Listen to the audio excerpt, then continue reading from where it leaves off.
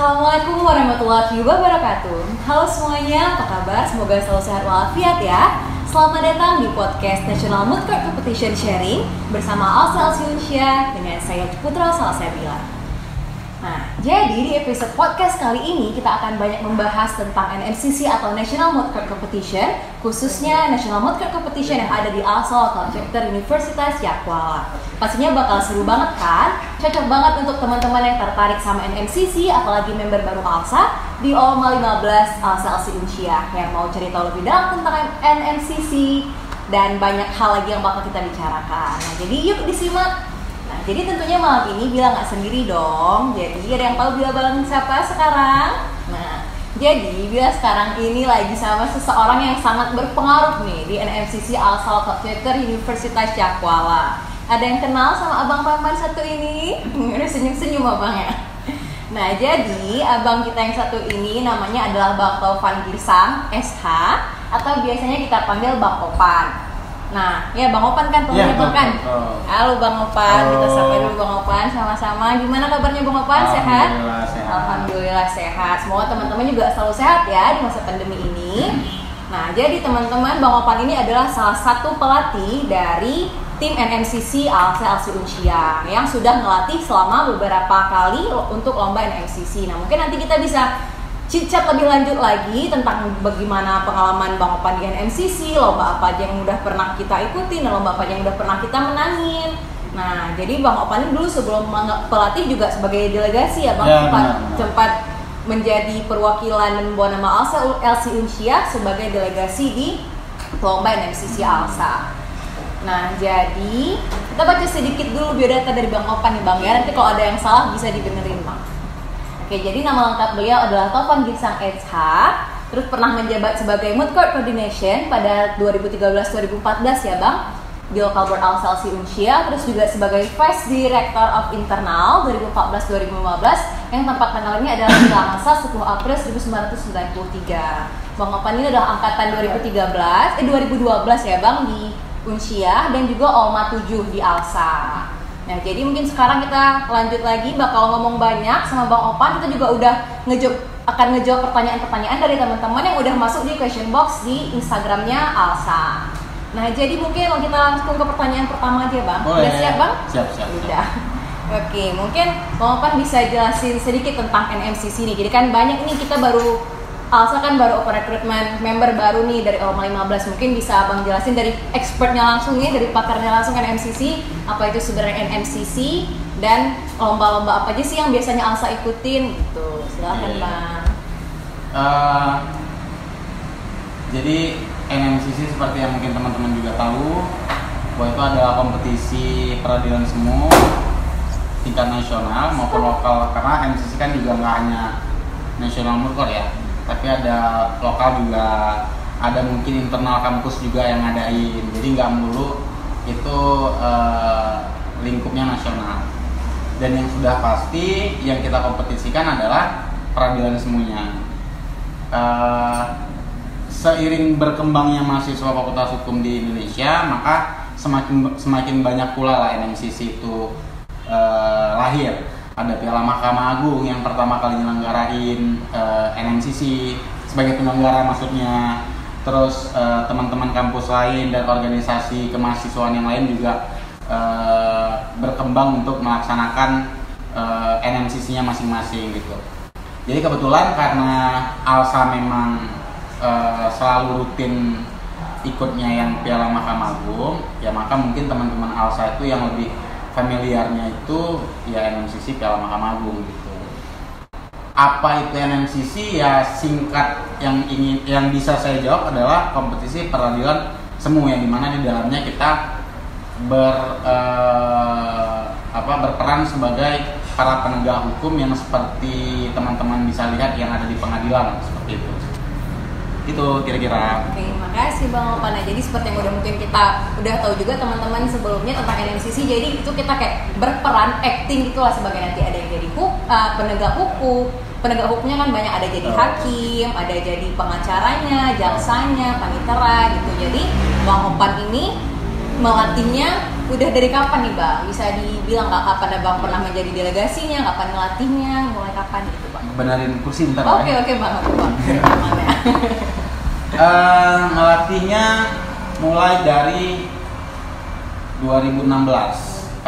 Tapi kalau jadi pesertanya mulai 2013 ya. Karena abang kan angkatannya 12, masuk kuliah di tahun 2012. Semenjak itu pula ikut rekrutmen ALSA, terus juga ikut seleksi delegasi NMCC. Maka di 2013 lah berangkatnya di bulan 2. Terus 2014 juga ikut pada saat itu di Jember. 2015 kebetulan undian menyelenggarain NMCC Piala Mahkamah Agung sebagai tuan rumah. Di saat itu juga saya dan teman-teman BEM pada saat itu ikut di NMCC Piala Mahkamah Agung, Piala Rudi M. Rizky yang case-nya pelanggaran HAM berat di Bandung, di Unpad. Terus 2016 MCC ALSA lagi, Jogja, 2017 di Manado, 2018 saya yang nggak berperan aktif di situ. 2019 di mana ya kompetisinya? 2019 di Universitas Jenderal Sudirman Purwokerto. Iya, 2019 di Purwokerto itu juga ngelatih. 2020 kita hostnya ya, tapi nggak jadi ya? Karena pandemi, jadi karena beberapa circumstances yang tidak memungkinkan, jadi ditunda dulu gitu Bang. Nah jadi sebagai informasi untuk teman-teman, pas ada NMCC di Aceh, Bang Opan ini jadi wakil project officer ya Bang ya? Ya, Vice PO ya. Jadi Vice PO-nya, terus Bang Opan juga membawa nama Uncia di NMCC Universitas Samratulangi Manado 2017 menjadi runner up ya Bang ya? Menjadi runner up, terus juga di NMCC Jenderal Sudirman membawa Uncia sebagai menjadi finalis dan sapu bersih banyak kategori best nih, ada best penuntut umum, best penasihat hukum, best hakim dan best panitera di babak penyisihan. Wow, keren banget nih Bang Opan ini. Jadi mungkin Abang bisa jelasin dulu pas jadi delegasi, Abang dulu pernahnya berperan sebagai apa aja nih dulu? 2013 waktu itu pertama kali masih maba dan pertama kali ikut MCC sebagai delegasi, posisinya penasihat hukum. Ya 2014 juga penasihat hukum. 2015 di MCC HAM 4 tadi itu jadi hakim ketuanya. Terus di 2016 jadi penasihat hukum lagi. Dari 2017 nggak ikut, cuma ngelatih aja gitu. Jadi udah beberapa jadi penasihat hukum ya berarti Bang ya. Jadi emang pengennya sukanya mungkin jadi pengacara, jadi advokat gitu ya. Cita-citanya dulu seperti itu ya. Tapi jalan Allah kan itu kita nggak tahu ya. Yang penting udah terima kasih sekali berarti Bang Opan udah membawa nama ALSA LC Uncia menjadi pemenang dan menjadi runner up juga finalis di beberapa kompetisi yang sudah kita sebutkan tadi. Nah ini lanjut ke pertanyaan selanjutnya Bang, apa sih sebenarnya yang menjadi semangat Abang atau memotivasi Abang setelah Abang udah menjadi pemain, udah menjadi delegasinya, terus Abang juga udah tamat, udah wisuda, kenapa sih tetap mau ngelatih nih? Tetap mau ngelatih adik-adik di NMCC ALSA ya. Jadi kalau mungkin prestasi itu bagi sebagian orang adalah hal yang wow dengan yang kita dapat ya misalnya. Saya justru karena mungkin keseringan ikut MCC, saya pikir itu nggak gimana-gimana kali. Ya itu patut untuk disyukuri, tapi saya rasa itu belum cukup untuk ALSA usianya. Karena kita cuma sekali kan dapat runner up, dan yang pasti kita juga belum pernah bawa pulang itu piala, yang namanya Piala Mahkamah Agung itu juga belum pernah kita dapetin. Karena bagi sebagian senior saya di kampus, predikat best player itu juga bukan suatu hal yang wow kali gitu. Karena itu juga udah didapetin dengan abang-abang kita terdahulu, yang jadi poin besar yang kebanggaan bagi kita di zaman saya. Karena yang ALSA-nya juga belum pernah, ALSA kita maksudnya ya, belum pernah dapat juara, dan alhamdulillah pada saat itu pertama kali kita cetak sejarah untuk juara, maka sedikit wow. Nah tapi soal juara duanya itu yang mungkin menurut saya juga nggak kali, kecuali tahun 2017 juara 2, 18 juara 3 misalnya, atau 19-nya juara 1 lagi, itu baru wow. dan kita artinya kita bisa mempertanggungjawabkan bahwa kita adalah universitas yang diperhitungkan ketika ikut NMCC Piala Mahkamah Agung itu. Tapi kan nyatanya kan belum. Kita baru sekali dapat juara dan kedepannya kan nggak dapat, walaupun pada saat itu masuk final. Oh enggak ya, itu 19, 18 memang pada saat itu kalah gitu. Tapi juga itu nggak jadi buat teman-teman yang akan ikut ke depan beban juga nggak perlu. Kenapa? Karena universitas lain misalnya kayak teman-teman yang ada di Jawa sana juga mereka nggak konsisten dengan juara-juara terus juga gitu. Tapi setidaknya dalam kalkulasi hitungan 10 kali ikut MCC ya paling tidak ada 5 kali lah mereka juara. Kalau kita kan dari pertama ikut MCC sampai dengan tahun 2019 kan baru sekali. Jadi bagi saya itu juga nggak terlalu hal yang bukan terlalu harus kita banggakan dan sombongkan lah. Jadi mungkin itu bagian dari motivasi ke adik-adik ke depan supaya tidak berpikir nggak percaya diri. Karena seringkali kan kita kalau berangkat ke sana, apalagi saya punya junior yang ketika melihat misalnya anak-anak di Jawa kan mungkin badannya lebih besar-besar ya. Terus juga gayanya mungkin lebih ya gitulah, karena mereka update kan lebih update daripada kita misalnya. Justru itu yang membuat saya berpikir kemenangan itu untuk menghilangkan nervousnya mereka, ketidakpercaya diriannya mereka pada saat di kompetisi gitu. Jadi itu hanya itu yang mungkin menurut saya hal yang positif yang bisa saya bangun di LC Usia. Oke, nah selanjutnya kita ke pertanyaan yang lain yang udah diberikan sama teman-teman. Ini ada yang bertanya nih Bang, apa sih manfaat yang Abang rasakan itu? Apakah ada life changing experience gitu atau ada pengalaman yang sangat Abang yang kali gitu yang sangat terasa gitu selama sebagai delegasi atau sebagai pelatih? Ada nggak manfaat yang paling Abang rasa, terus juga manfaat untuk karir Abang atau masa depan Abang lah? Itu sangat, kalau itu sangat ya. Sangat karena menurut saya udah terlalu penat di dunia itu di MCC-nya. Walaupun di luar sana banyak senior-senior yang saya kenal juga lebih parah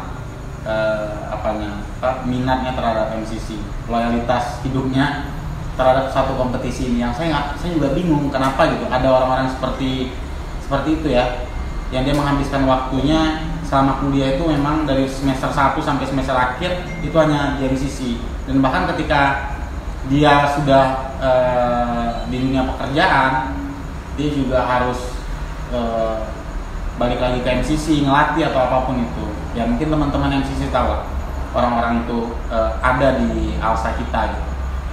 Dan kalau ditanya soal apa dampak positifnya terhadap karir, kebetulan Abang kan belum berkarir terlalu jauh karena tamat kuliahnya juga 2018. Dan kenapa tamatnya 2018? Ya mungkin faktor yang mempengaruhi itu ya salah satunya MCC juga. Bisa jadi.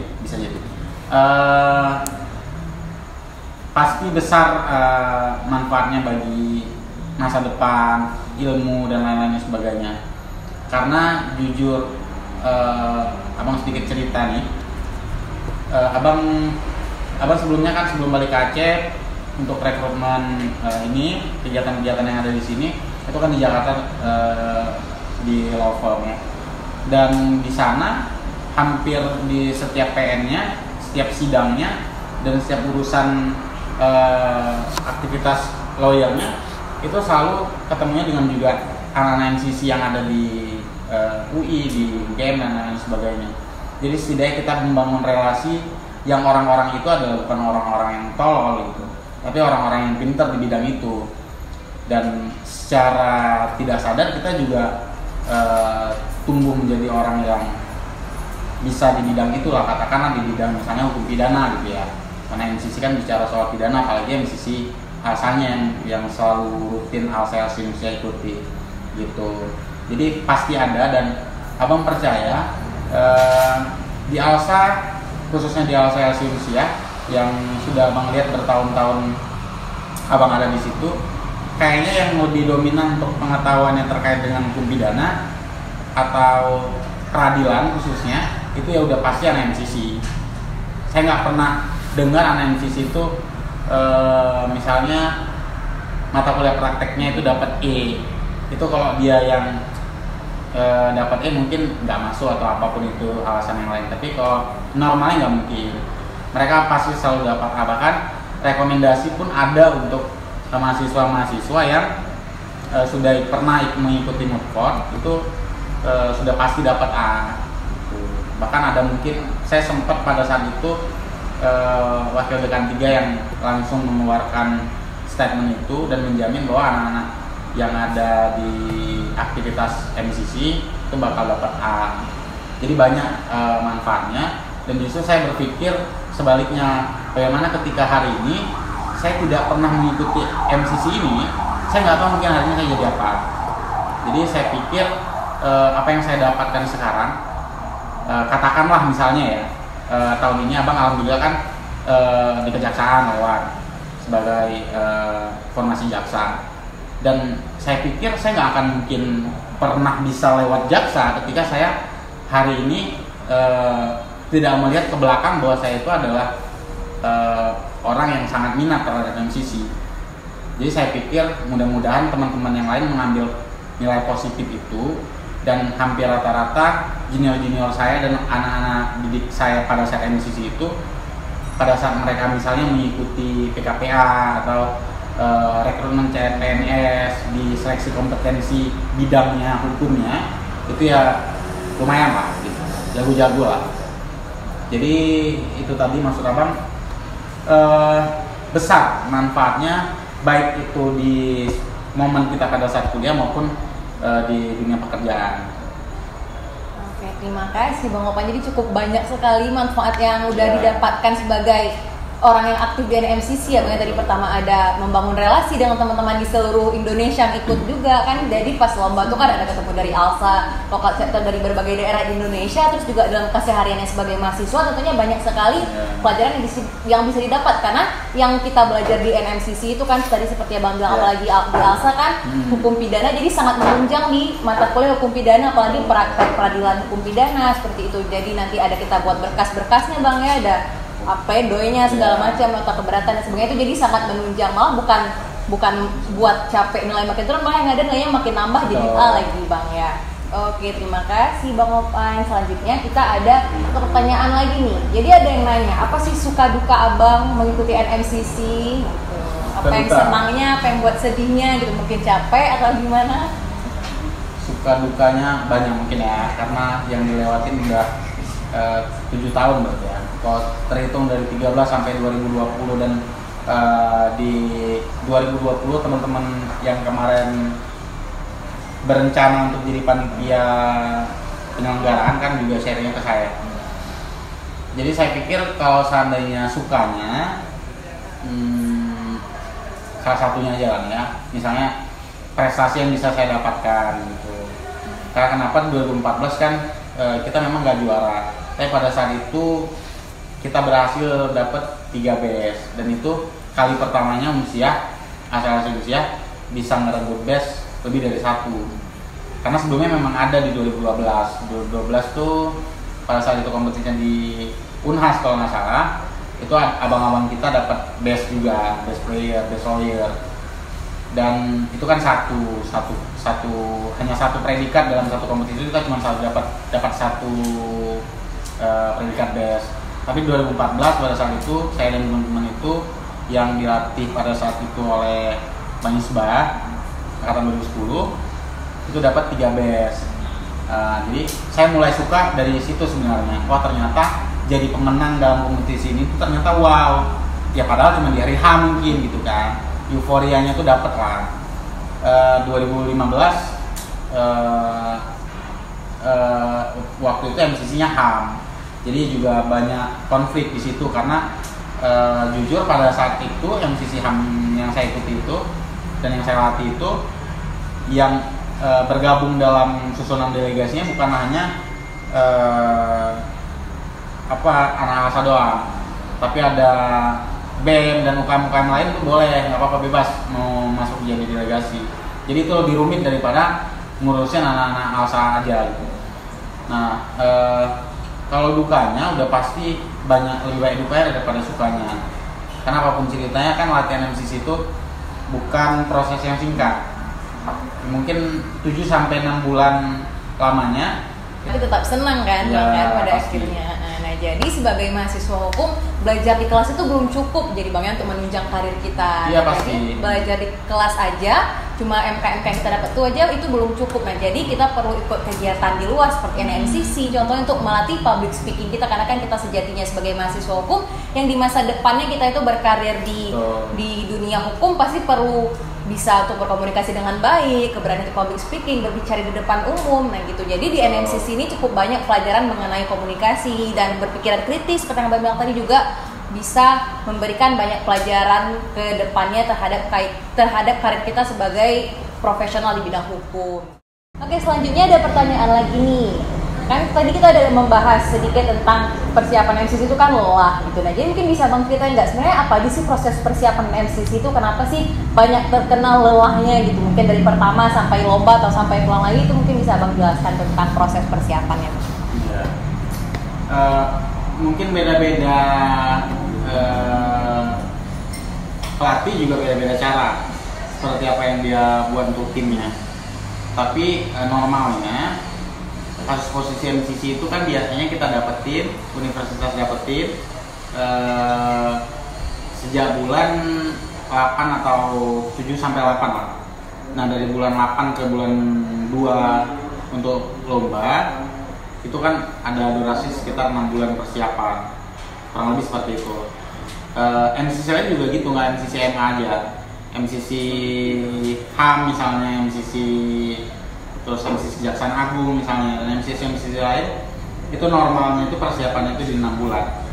Nah, justru saya juga pernah buat persiapan itu kasposnya belum datang tapi udah ada persiapan gitu. Jadi beda-beda strategi dan beda-beda tingkat kelelahannya. Kenapa capek ya, seperti yang kita ketahui bahwa MCC itu yang diperlombakan berkas dan persidangan. Nah, berkasnya juga teman-teman kan tahu bahwa berkasnya itu bukan berkas real yang seperti bagaimana disidangkan dalam praktek peradilan pada umumnya. Yang mungkin kalau kita melihat peradilan nyata itu surat dakwaan jaksa itu mungkin ya hanya beberapa lembar gitu, kecuali mungkin tidak dengan korupsi. Tapi di MCC hanya setingkat perkara penganiayaan ringan atau penganiayaan atau perkara pencurian yang pidum, yang sebenarnya kan pidum itu kan pidana umum itu kan nggak serumit pidana khusus, tipikor atau apapun itu.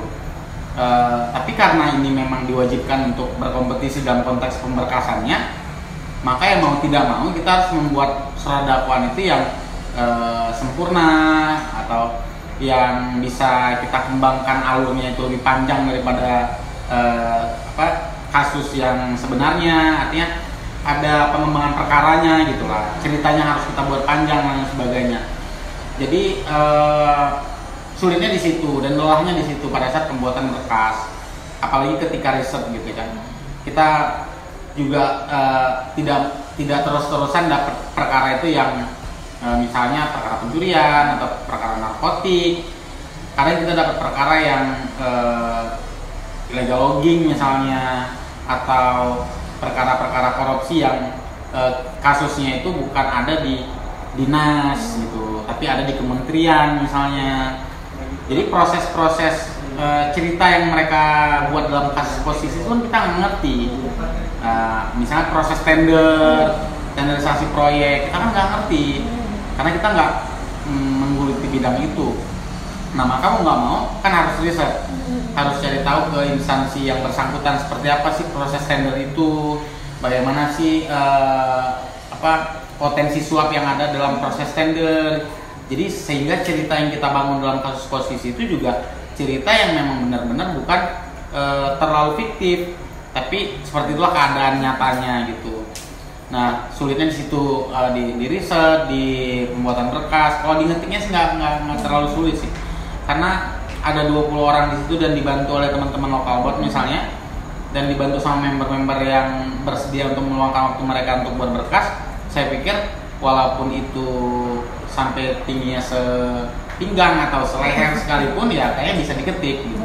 Tapi berpikir bagaimana caranya untuk menulis tulisan setinggi itu dan sepanjang itu berkasnya dengan materi yang substansial, maka itu kan membutuhkan pikiran yang sangat ekstra capek gitu.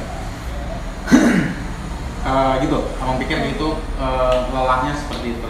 Oke, jadi membahas tentang persiapan untuk lombanya itu, jadi lombanya itu ada pemberkasan dan juga ada persidangan ya Bang ya. Nah, jadi awalnya yang penting terus harus riset Bang kan, riset untuk pemberkasannya juga. Jadi untuk berkas MCC ini mungkin ada teman-teman yang belum tahu, itu bukan segini atau segini, tapi bisa seleher-leher gitu Bang ya. Nah, tapi untuk ketiknya itu nggak masalah karena teman-teman semuanya dari local board dan staff itu juga membantu. Jadi kalau kita pikir tentang mungkin ketik capek segini-gini berkasnya itu tuh nggak terlalu capek karena itu banyak yang bantu, tapi mungkin yang ribetnya itu mungkin yang menguras tenaga di riset karena harus membuat kasus yang menarik gitu ya Bang ya. Nah, jadi berbicara tentang kasus nih, ada juga nih teman yang bertanya gimana sih Bang cara mengembangkan kasus posisi yang menarik, mungkin tips and trick dari Abang untuk cara mengembangkan kasus posisi yang diberikan gitu, sehingga bisa menarik. Mengembangkan kasus posisi yang diberikan. Ini ada yang mau tanya gitu nih. Okay. Ini saya kan itu ada dapat case. Ya, sebenarnya kasus itu kan gambaran umum atau teka-teki umum yang diberikan oleh teman-teman panitia penyelenggara. Dan kalau seandainya tidak dikembangkan, maka mungkin seluruh kompetitor yang ada dalam kompetisi itu akan membuat surat dakwaan yang sama. Karena kenapa surat dakwaannya kalau nggak ditambahin ya berarti ya berdasarkan kasus posisi itu aja dia ketik gitu. Jadi sepertinya nggak mungkin kalau seandainya kasus posisi itu nggak dikembangkan menjadi satu cerita yang lebih rumit daripada yang mereka sebenarnya berikan gitu. Gimana tips and triknya? Sebenarnya gini, kita maunya itu kasus ini diapain. Jangan buat cerita dulu baru buat penentuan sebenarnya kita mau dakwain dengan pasal apa, kita mau pembelaan dengan pembelaan versi apa, dan kita mau putusin dengan vonis apa misalnya. Nah, jangan buat cerita dulu baru buat hal yang seperti saya bilang barusan. Justru kita harus berpikir bagaimana surat dakwaan, kita mau mendakwa dia dengan pasal apa, kita mau bela dia dengan substansi materi pembelaan apa, dan kita putuskan seperti apa. Itu dulu sebenarnya yang harus dipikirin oleh teman-teman ke depan ketika ikut MCC lagi. Karena kenapa kalau seandainya kita berpikir itunya dulu, ceritanya dulu, maka nanti akan mentok mungkin ketika kita merancang surat dakwaannya. Jadi kalau seandainya kita misalnya gini, saya membuat pasalnya adalah pasal pencurian dengan pemberatan misalnya. Nah, maka saya harus merangkai dengan pemberatan itu kan ada kualifikasi yang ditentukan. Maka itulah yang harus saya rangkai supaya dia itu kena pasalnya itu pasal pencurian dengan pemberatan gitu. Sama dengan tindak pidana korupsi misalnya. Atau teman-teman panitia tidak membuat adanya TPPU, tindak pidana pencucian uang, yang hanya diceritakan di situ adanya perbuatan korupsi misalnya.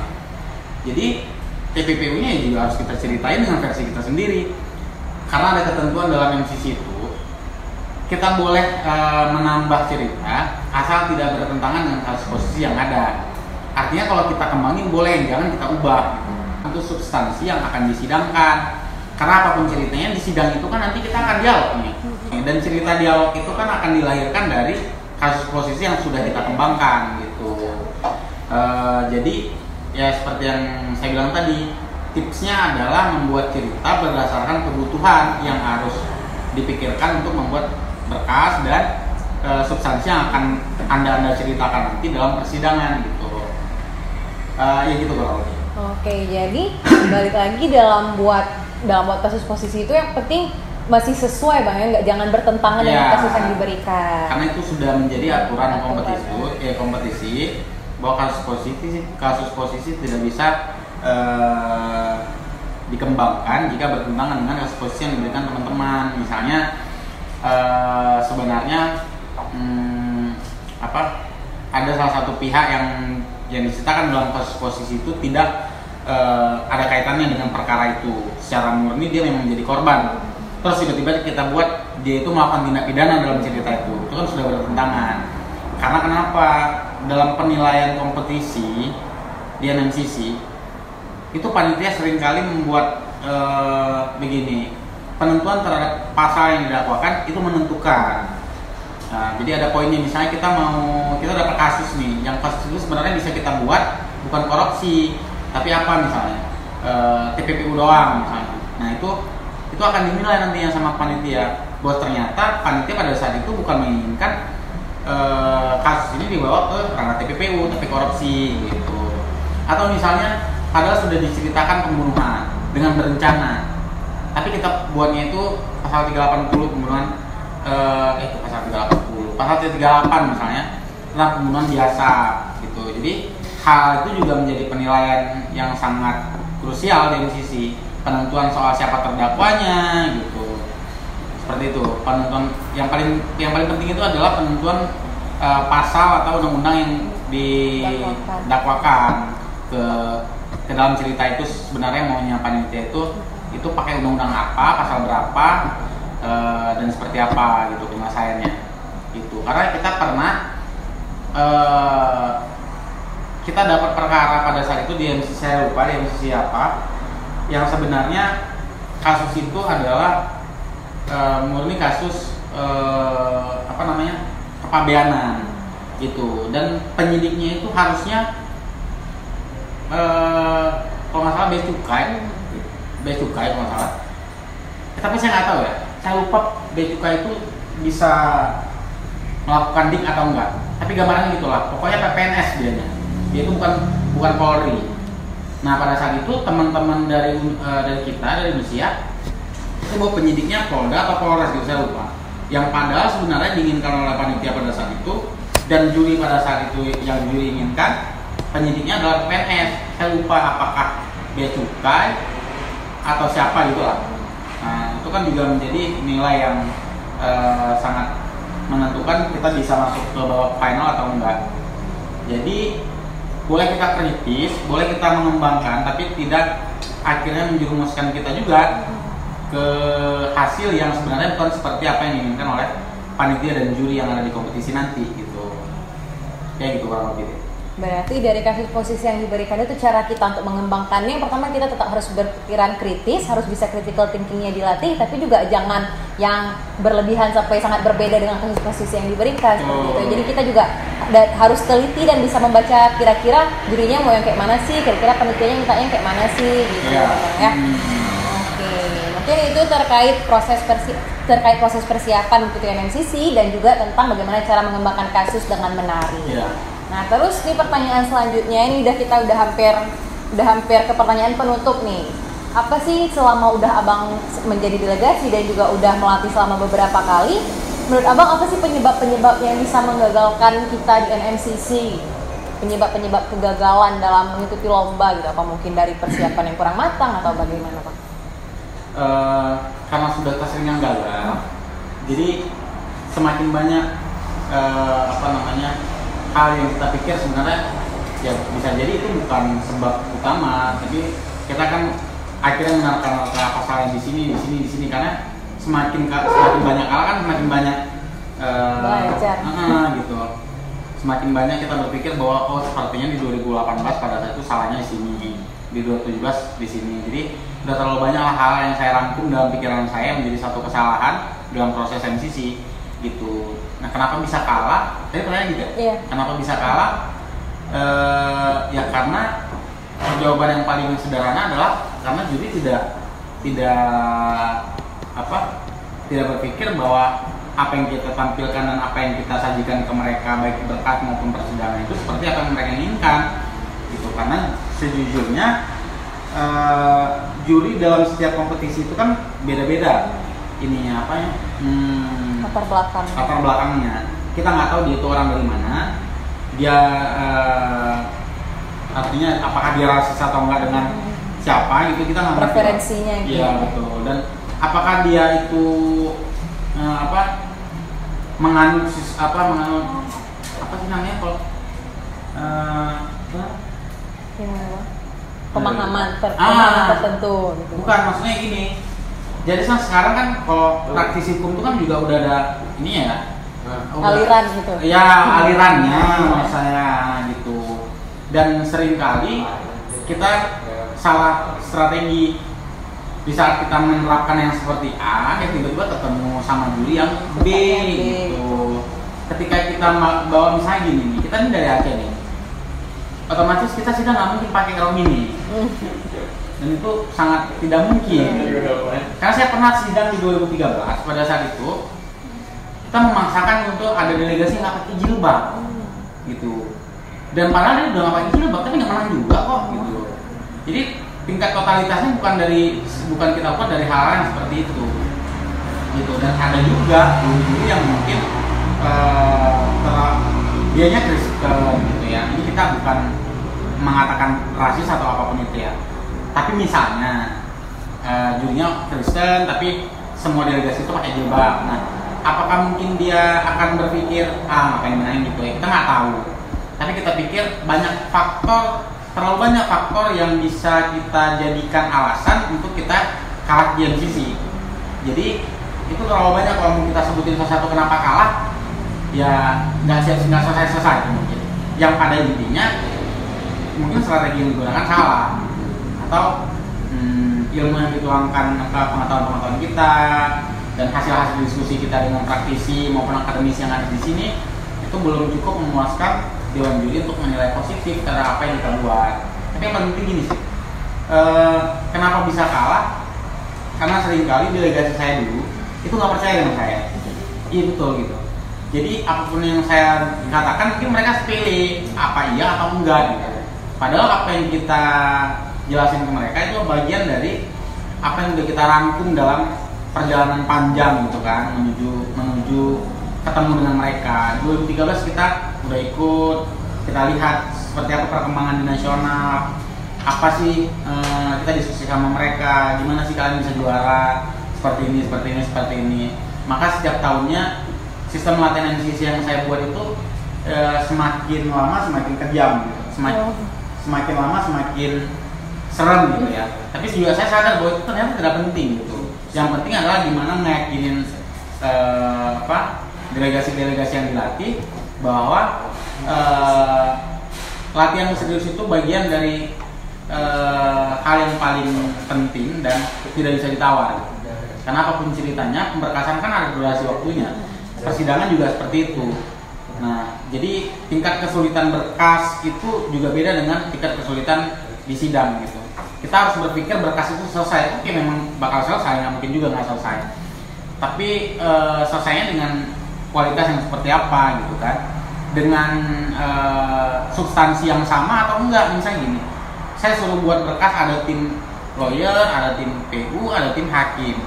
Nah, ketika hal yang saya sampaikan tidak diterima oleh ketiga tim ini, maka nanti hakimnya buat lain, jaksanya buat lain, penasihat hukumnya buat lain. Jadi nggak nyambung. Tiba-tiba misalnya gini, yang dia buat pledoi, materinya misalnya apa gitu, error faksi misalnya gitu, ketidaktahuan akan fakta misalnya. Tiba-tiba yang ditanggapin sama jaksanya error impersonal misalnya, kan nggak nyambung tuh. Padahal sebenarnya error impersonal itu disampaikan dalam materi eksepsi misalnya. Jadi hal yang seperti itu yang justru membuat kita gagal gitu, karena nggak satu pemahaman. Dan ketika kita ngejelasin ke adik-adik yang ikut atau ke teman-teman yang ikut, merekanya itu terlalu lalai dengan aktivitas-aktivitas di luar daripada MCC gitu. Jadi cukup banyak juga ya Bang penyebab kenapa bisa gagal. Jadi ada dari awal mungkin baca strateginya mungkin kurang tepat, jadi mungkin kurang tahu bagaimana preferensi hakimnya gitu, preferensi jurinya gitu kan. Kita juga nggak selalu tahu apa yang ada di pikiran juri-jurinya itu kan, mungkin nggak apa yang kita buat itu belum cukup memuaskan untuk para juri. Dan juga tadi ada Bang Opan bilang banyak gagalnya karena nggak percaya sama Bang Opan. Jadi selanjutnya bukan nggak percaya sama Bang Opan. Yang pada saat itu mungkin Bang Opan dipercaya sebagai pelatih dan otak daripada semua yang ada dalam berkas dan persidangan, yang padahal sebenarnya itu perlu kita sharingkan teman-teman. Kita diskusiin dulu, kita bawa ini ya, oke. Kita pembelaannya ini ya, oke. Tapi kan apakah mungkin mereka tertekan makanya bilang oke, kan saya nggak tahu juga gitu. Pas disampaikan udah beda gitu Bang ya. Pas tiba-tiba udah oke, tiba-tiba yang dia buat dalam berkas beda gitu. Makanya ya begitu lah, bukan apa tadi dia bilang apa tadi? Nggak percaya sama Abang. Tadi Abang yang bilang gitu. Iya betul. Tapi bukan nggak percaya sama Abang, tapi setidaknya mungkin mereka gini susah diatur atau apa gitu. Ya memang pada intinya ikut MCC harus percaya sama pelatih, yang mau ngapain ikut kan gitu.